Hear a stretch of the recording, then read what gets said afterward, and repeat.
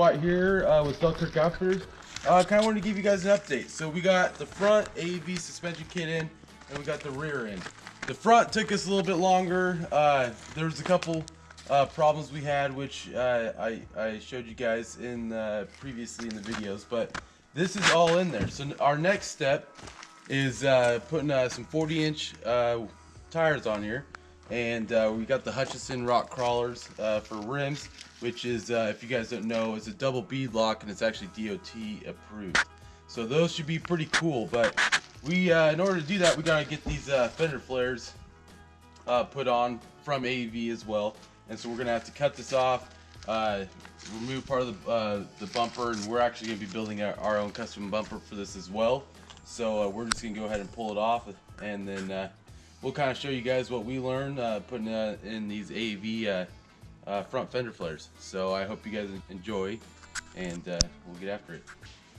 Alright guys, so step one is of the AEV instruction manual. It's taking out some of the headlights, the grill, some plastic and stuff like that. From doing the front suspension, we actually took out the inner wheel well, and so that's already done, but we're actually just going to take the whole bumper off, give us more room to work with, since we are already going to build a bumper for it anyways. So anyways, we're going to get started.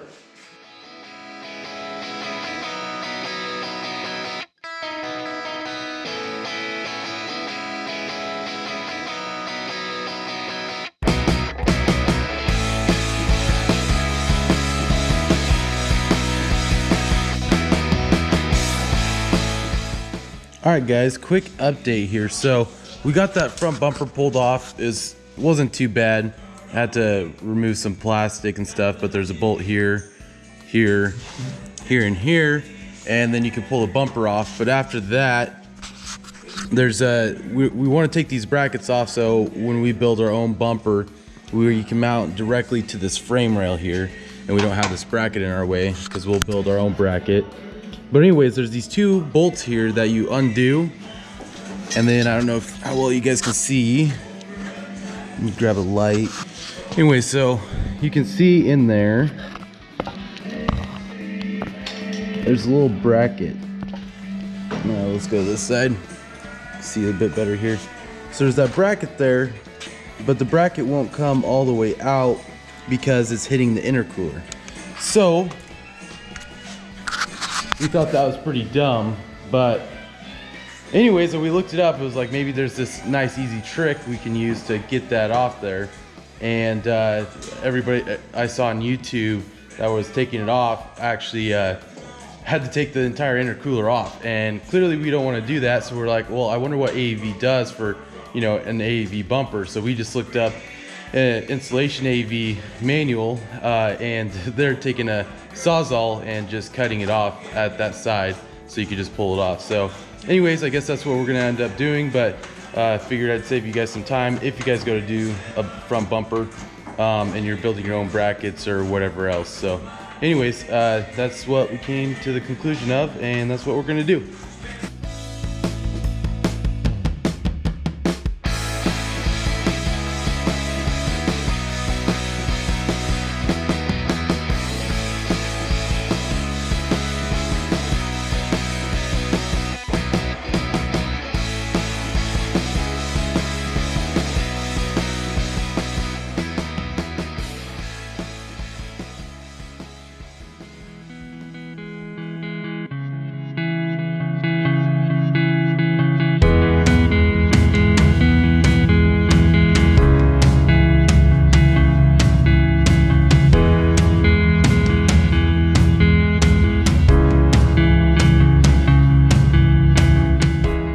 Alright guys, so what we got going on here today is we got all the fender cut out for the fender flare, but now we need to cut out part of this cab corner, and then we actually got to notch out the bottom of this cab corner, and I'll show you a little bit up closer here in a sec.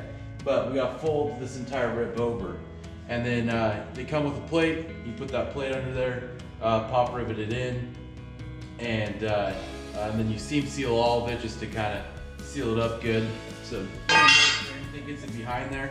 But I'll show you up quick up close real quick of what it looks like and then what it's going to look like. All right guys, so what we got going on here, I started cutting and then realized I figured I should show you guys. But right on this cab corner here, we gotta cut it out to make some room. And then like that plate I showed you is gonna cap this whole little area here. But why, I'll show you guys the tool I'm using. So I'm just using an air angle grinder with a circular saw on there. It's meant to cut through some sheet metal. You gotta be real careful with it. It can kick back on you and really tear you up. So you gotta use both hands, be real careful with it. But the reason why I'm using it is because, I don't know if you could tell, but in between some of these stamped body plates for the cab is some foam. And I think it's just some sound deadening foam that they used. That way it's a little bit quieter in the cab. But if you use an abrasive wheel, that stuff can catch on fire. And honestly, I don't know how you'd be able to get it put out. So we're being real careful using this circular saw. You can use air saws too. This is just what we had, so that's what we're using. But we'll actually, starting from this point, so that line there is where this part of the cab corner is getting cut off. But then this entire rib that comes up here is all gonna get notched out. So you'll see spot welds. Let me see, I think you can see that. But there's a bunch of spot welds, and pretty much what you do is cut in between the spot welds all the way up to about somewhere in here. And then you just beat all of that over flat. It gives the tire more room and gives you some more space overall. And it looks a lot cleaner once you get the fender flare kit on there. We got the other side pretty well done, so I'll go ahead and show you guys what it looks like. So here's the fender flare on there, and then this is that new plate that you're putting on there, so it doesn't protrude at all. Don't know how well you guys can see that, but it really slicks it up, so when you look at it from the side, the cab corner is not sticking out. And then like I said, for this rib that comes up where the sheet metal is stamped together, you just notch that out a bunch of times and beat it over. All right guys, I also forgot to mention real quick how we mark these out. So AEV with this kit comes with these little templates here, and they're pretty easy to set up. So you see these two holes there. Use the existing holes and you kind of line it up, and then you can see how this body line matches up right with the little plastic template they give you. So then you just hold that up there and you mark on the inside of that line, and then at the top of this bracket we just carried the line over to the back side, which here again you'll get another template that's for the back side, and it looks like this. And so on the back side it'd go in there like that, and again you mark on the outside edge towards the tire of that, and then I just carried the line around this rib and then just matched it up, and then that's how you cut that out.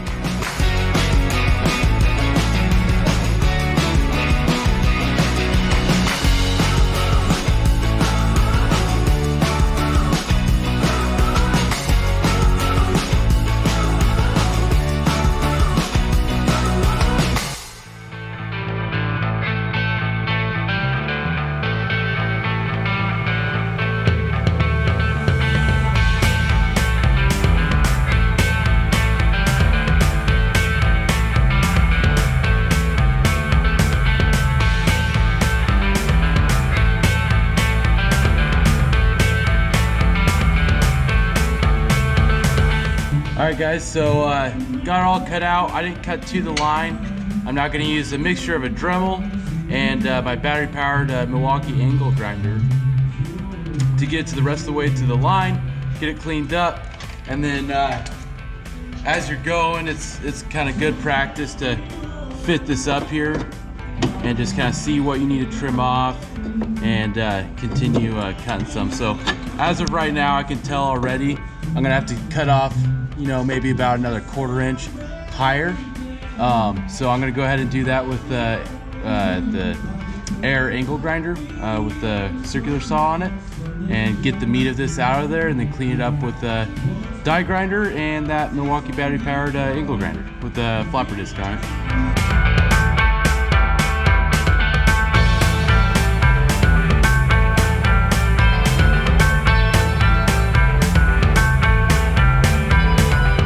Alright guys, now we're just gonna drill on this plate like so. I'm gonna paint these open edges real quick, but then slap this on. That way those edges don't rust, and then pop rivet it on and then seam seal it.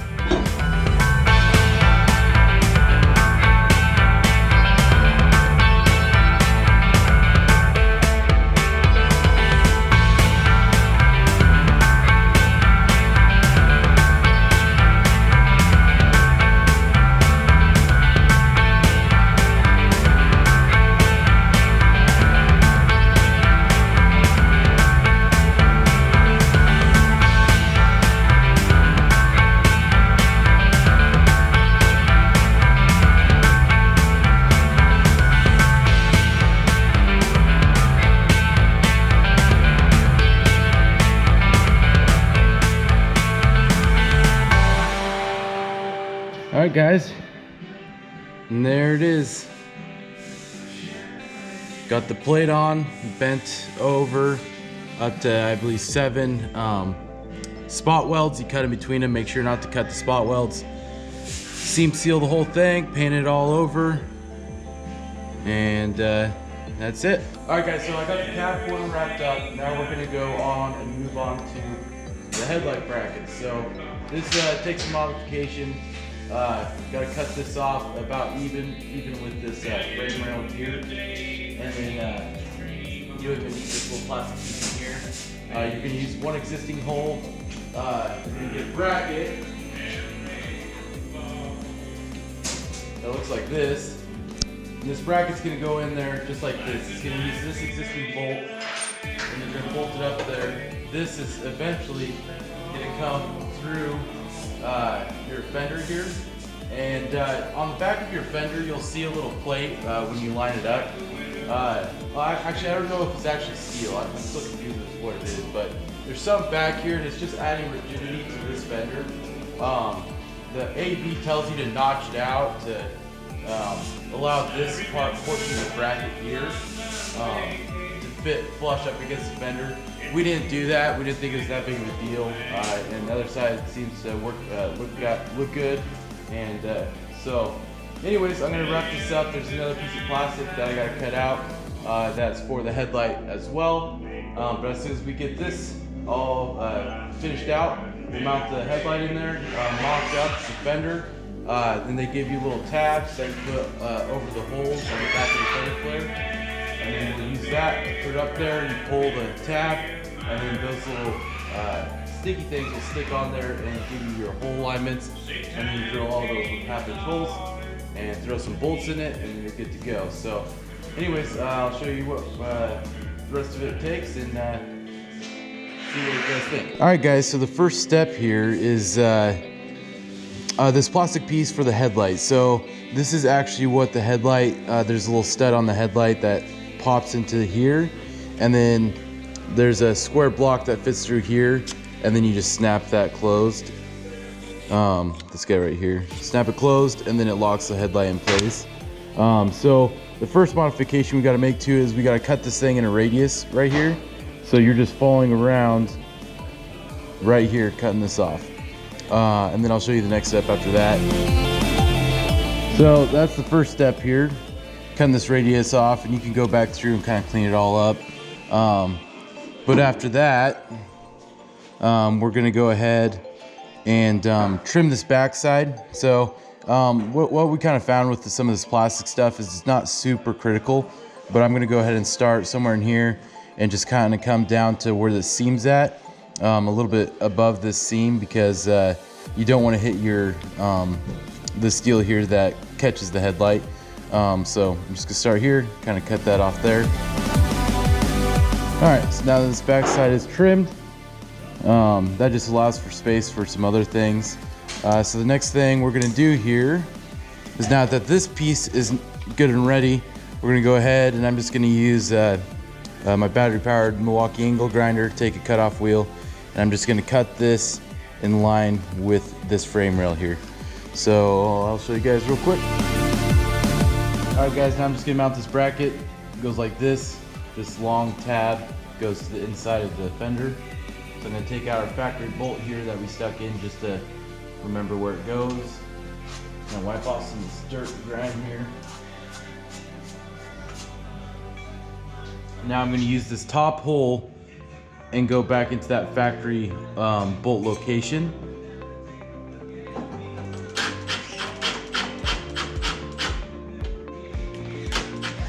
Okay, now I'm just leaving that loose, and what I'm gonna do here is that gives me room to kind of align this bracket. And so we got one more hole here we got to drill out and put a nut cert in. So that's a 1332 drill bit that we're gonna drill into the metal framing and put a nut cert in there. We're also gonna drill a 1/4 inch hole into this piece that we just cut, this plastic piece, the bottom of the headlight bracket, and drill a 1/4 inch hole into that. And then all this stuff will be tied back in together.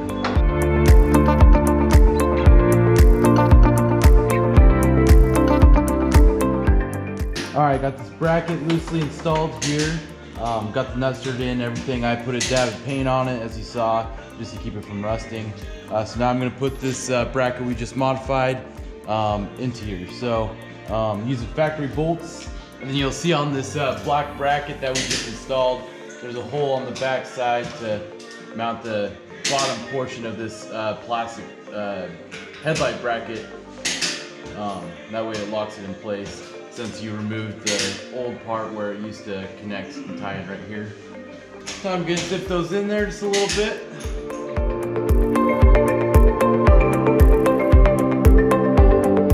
Alright guys, so what I'm doing right now is I'm taking these, all these are really for is just marking your hole placements on the fender itself.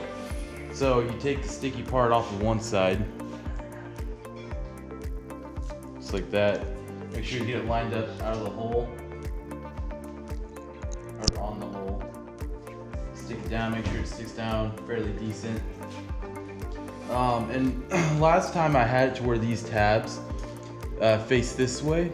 And so when you fold them over, because what we're gonna do is we're gonna put this fender flare up there, and we're gonna fold these over, push it up against the frame, and then we can pull these tabs out, and it will reveal the sticky side, and it's a little bit more of a stronger adhesive, so it'll stick to the fender itself as opposed to this. And last time I had these tabs going over the top, so when I folded down, you had to pull it out all the way out the bottom, and it just seems like a farther distance. And I think AEV tells you to do that, but I'm gonna try it this way, see if it works a bit better. It worked good on the other side. There's only one or two that we struggled to pull out. But anyways, I'm gonna try it this way and see how it works.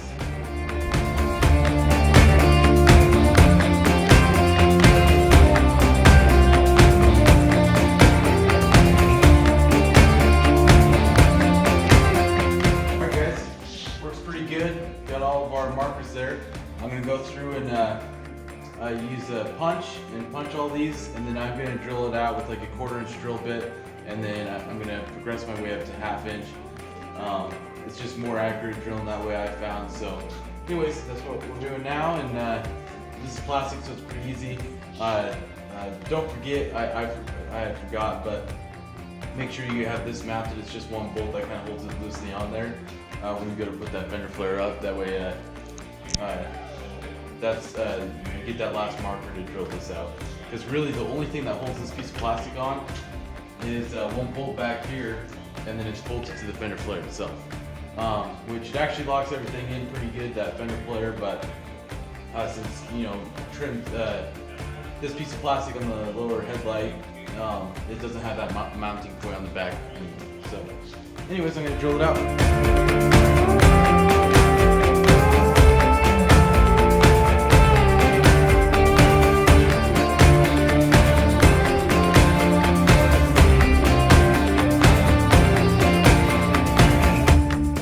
Alright guys, so we got it the new plastic screwed into the fender flare, which allowed us to drill into the old inner fender and use the plastic pop rubber gun to get all the plastic pop rubbers into it. So now it's all one piece. We just want to put one more bolt in there, which you screw through that cover plate from when we cut off the corner of the cab.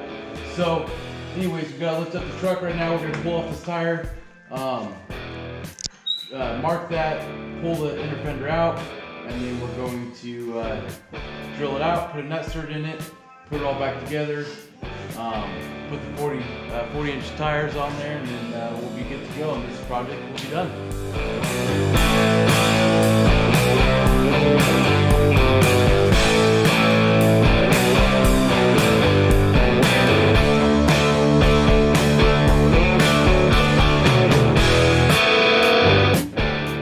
As far as the suspension kit, these fender flares, the inner fenders, getting these new tires on, we're kind of wrapped up with all that.